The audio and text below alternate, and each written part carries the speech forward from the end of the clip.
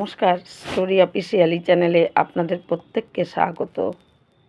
ভগবান শ্রীকৃষ্ণের আমরা বিভিন্ন রকম, যখন যেরকম দরকার, ভগবান বিভিন্ন রূপ আমরা দেখতে পাই।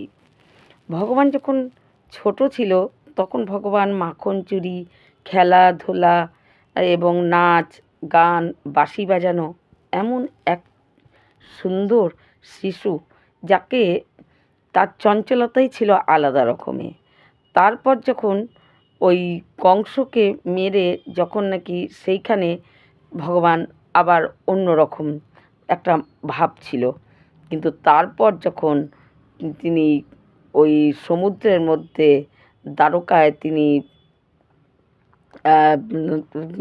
দ্বারকাপুরী নির্মাণ করে এবং দ্বারকায় যখন বসবাস করলেন, তখন ভগবান সংসারের জীবন, তখন ভগবানের মানে তার চাল চলন কথাবার্তা এমনভাবে শ্রীমদ্ভাগবতে বর্ণনা করা আছে, তখন মনেই হয় না যে কুরুক্ষেত্রে যে নাকি গীতার জ্ঞান দিয়েছে, যে কুরুক্ষেত্রের যুদ্ধের সময় যেই কৃষ্ণ আর এই কৃষ্ণ একই কৃষ্ণ।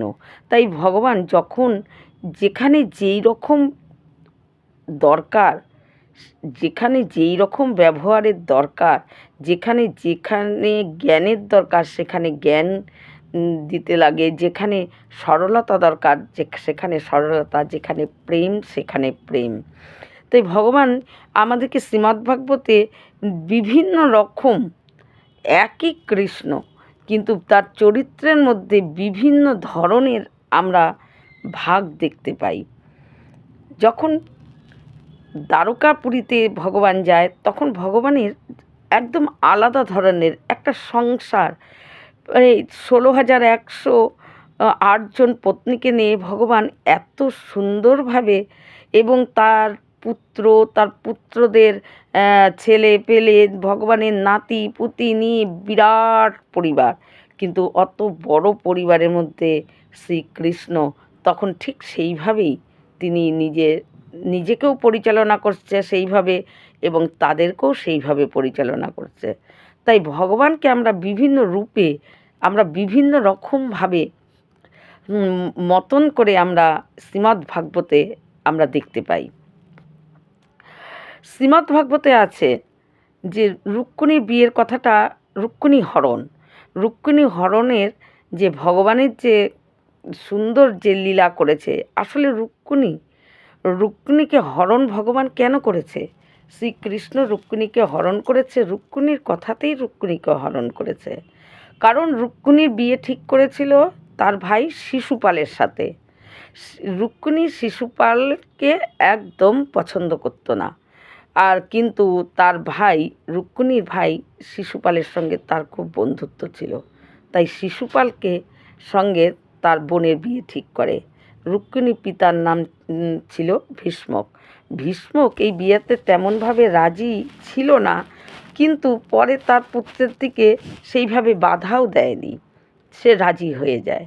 কিন্তু রুক্মিণী মনে মনে শ্রীকৃষ্ণকে স্বামী রূপে তিনি গ্রহণ করে ফেলেছিলেন, তাই তিনি আর অন্য কারোর সঙ্গে কিছুতেই বিয়ে করবে না। যদি এই প্রাণ থাকে তাহলে একমাত্র কৃষ্ণই তার স্বামী হবে, আর যদি কৃষ্ণ তাকে না বিয়ে করে তাহলে সে প্রাণ বিসর্জন দেবে। এটা রুক্মিণী মনে মনে স্থির করে ফেলে। বিয়ের দিন ঠিক হয়ে যায়, শিশুপাল বিয়ে করতেও চলে আসে, কিন্তু রুক্মিণী তখন কনের সাজে, তার মন অস্থির, কি করবে? তখন এক ব্রাহ্মণকে, রুক্মিণী কোনো দিন কৃষ্ণকে দেখেনি, ব্রাহ্মণের মুখে কৃষ্ণের গুণের কথা শুনে তাকে মনে মনে স্বামী রূপে গ্রহণ করেছে। আর তাই রুক্মিণী তখন কি করে, কোনো দিকে কি করবে না বুঝে পেয়ে একটা পত্র লেখে। পত্রের মধ্যে প্রথমেই রুক্মিণী লেখে, হে ভুবন সুন্দর, ভুবন সুন্দর বলে তাকে, কৃষ্ণকে সম্বোধন করেছে যে আমার ভাই আর আমার পিতা আমাকে শিশুপালের সঙ্গে বিয়ে ঠিক করেছে, কিন্তু এই বিয়েতে আমার কোনো মত নেই। আমি আপনার গুণ, কোনো দিন আপনাকে আমি দেখিনি, আপনাকে আমি জানিও না, কিন্তু আপনার গুণের কথা শুনে আমি মনে মনে আপনাকে স্বামী রূপে গ্রহণ করেছি। তাই আমাদের বাড়ির নিয়ম যে বিয়ের দিন যোগমায়ার মন্দিরে প্রথমে পুজো দিয়ে বিয়ে তারপর শুরু হয়। তাই আমি যখন কনের সাজ সেজে ওই যোগমায়ার মন্দিরে পুজো দিতে যাব, তখন আপনি যদি আমাকে হরণ করে নিয়ে চলে যান, তাহলে আমাকে আপনি হরণ করে নিয়ে চলে যাবেন। আর আপনি যদি হরণ করতে না আসেন, তাহলে আমি এই প্রাণ বিসর্জন দিয়ে দেব। তবুও আমি শিশুপালের সাথে বিয়ে করব না। এই রকম পত্র লিখে এক ব্রাহ্মণের হাতে দিয়ে তাকে কিছু দক্ষিণা দিয়ে বলে, শিগগিরই দ্বারকাপুরীতে এই পত্র পৌঁছাও। ব্রাহ্মণ রথ নিয়ে ছুটতে ছুটতে দ্বারকায় আসে। দ্বারকায় এসে কৃষ্ণকে হাতে চিঠি দেয়। কৃষ্ণ যখন জিজ্ঞাসা করে কার চিঠি, বলে ভীষ্মকের কন্যা রুক্মিণী এই চিঠি লিখেছে। ব্রাহ্মণের দ্বারাই ভগবান সেই পত্র পড়ায়। ব্রাহ্মণ যখন সেই পত্র পড়ে, তখন আর বিলম্ব না করে তাড়াতাড়ি রথ নিয়ে ব্রাহ্মণকে সাথে নিয়ে ভগবান কৃষ্ণ ওই রুক্মিণীর ওখানে যায়। আর ঠিক সেই সময় রুক্মিণী যোগমায়ার পুজো দিতে আসছিল। সেই সময় হাত ধরে টেনে তাকে রথে উঠিয়ে নিয়ে ভগবান রথ নিয়ে ছুটতে থাকে এবং রুক্মিণীকে হরণ করে নিয়ে পালিয়ে চলে যায়। এদিকে রুক্মিণীর ভাই যখন দেখে রুক্মিণীকে হরণ হয়ে গেছে, রুক্মিণীকে নিয়ে গেছে, তখন তার ভাই তার পিছনে ধাওয়া করে। ধাওয়া করতে করতে বলরাম তখন বলে যে তুমি রুক্মিণীকে নিয়ে চলে যাও, আমি দেখছি এর সঙ্গে। এবং বলরাম তার সঙ্গে যুদ্ধ করে এবং তাকে রথের চাকার সঙ্গে বেঁধে এবং রথ চালাতে থাকে। আর সে ছেঁচড়ে ছেঁচড়ে ওই রুক্মিণীর ভাই সে যেতে থাকে। তারপর বলরাম তার চুল কেটে নাড়া করে তাকে বাড়ি পাঠিয়ে দেয়। এইভাবে রুক্মিণীর সঙ্গে ভগবান শ্রীকৃষ্ণের বিয়ে হয়। কিন্তু রুক্মিণীর সঙ্গে বিয়ে হওয়ার পরও ভগবান আরও 16,107 জনকে আরও বিয়ে করেছিল, আর রুক্মিণী নিয়ে 8 জন। কিন্তু এই 16,100 জনকে বিয়ে করতে হয়েছিল, ওটা ভগবানের একটা এই মেয়েদেরকে জীবন, এই 16,100 জনকে তাদের প্রাণ রক্ষা করার জন্য ভগবান বিয়ে করে তাদের পরিচয় দিয়েছিল। কারণ সেই সময় এক রাক্ষস তাদেরকে সমস্ত মেয়েদেরকে বন্দি করে নিয়ে নিয়ে তার কারাগারে বন্দি করে রাখত এবং তাদের উপর অত্যাচার করত। যখন সেই অসুরকে ভগবান মারে, তখন সেই মেয়েদেরকে এবং কারাগার থেকে মুক্ত করে দেয়। কিন্তু তারা তখন ভগবান কৃষ্ণকে বলে, আমরা এখন কোথায় যাব? তাদের পরিবাররা তাদেরকে নিতে অস্বীকার করে, কারণ তারা যদি তাদের মেয়েদেরকে ঘরে নিয়ে যায়, তাহলে সমাজ থেকে তাদেরকেই তাড়িয়ে দেবে। তাই অত 16,100 জন মেয়ে কন্যা তারা কি করবে? তাদের খারাপ পথ বেছে নিজের জীবিকা বহন করতে হবে, আর না হলে তাদের প্রাণে বিসর্জন দিতে হবে। তাই ভগবানের কাছে তখন বলে যে আমাদের পরিচয় কি? আমরা কি করে বাঁচব? আমাদেরকে তো আমাদের পরিবারও গ্রহণ করছে না, কেউ গ্রহণ করছে না। ভগবান তখন ওই 16,100 জনকে তার নিজের পরিচয় দেওয়ার জন্য তাদের সঙ্গে একসঙ্গে বিয়ে করে দ্বারকাধীশের পত্নী হিসাবে তাদের পরিচয় হয়। এর জন্য তার ভগবানের 16,100 জনকে বিয়ে করতে হয়েছিল। আর 8 জন পাত্রাণীর মধ্যে ছিল সত্যভামা, জাম্ববতী, কালিন্দী, এরা সবাই ছিল। কিন্তু সত্যভামা মাঝে মাঝেই রাগ হতো, ভগবান তাকে রাগ ভাঙাতো। আবার তারা রাগ হলে সত্যভামা তাদের মধ্যে পত্নীদের মধ্যে সবচেয়ে বেশি রাগ হতো, আর ভগবান রাগ ভাঙাতো। কিন্তু রুক্মিণী কোনো দিন ভগবানের উপর রাগ হয়নি। ভগবান যেটাই করে, কৃষ্ণ যেটাই করে, রুক্মিণী সেটাতেই সহমত, কোনো দিন রাগ হয়নি। একদিন দ্বারকাধীশ মনে মনে ভাবে যে সবাই তো রাগ হয়, তাদের রাগ ভাঙাই। কিন্তু রুক্মিণী সে তো কোনো দিন রাগ করেনি, সে রাগ করলে কেমন লাগবে তাকে দেখতে। তাই স্বামী স্ত্রী যেই রকমভাবে মানে মিষ্টি একটা ঝগড়া, যেই ঝগড়ায় প্রেম বাড়ে, যেই ঝগড়ায় বিচ্ছেদ হয় না, সেই রকম একটা ভগবান এইভাবে তার স্ত্রীকে রুক্মিণীকে রাগাতে চায় যে দেখি রুক্মিণী রাগ করে নাকি, রুক্মিণী তো কোনো দিন রাগ করে না, দেখি তো রুক্মিণীকে রাগাতে পারি নাকি। তাই ভগবান রুক্মিণী আর যখন কৃষ্ণ পাশাপাশি বসে আছে, রুক্মিণী চামড় দিয়ে হাওয়া করছে, তখন বলে যে ভগবান হঠাৎ রুক্মিণীকে বলে যে রুক্মিণী তুমি কি দেখে আমাকে পছন্দ করলে? দেখো রুক্মিণী, আমি তো তেমন বড় রাজাও না, কেন দ্বারকার রাজা ভগবান দ্বারকাধীশ তাকে বলা হলেও তিনি কিন্তু রাজা হিসাবে তাকে বসায়নি।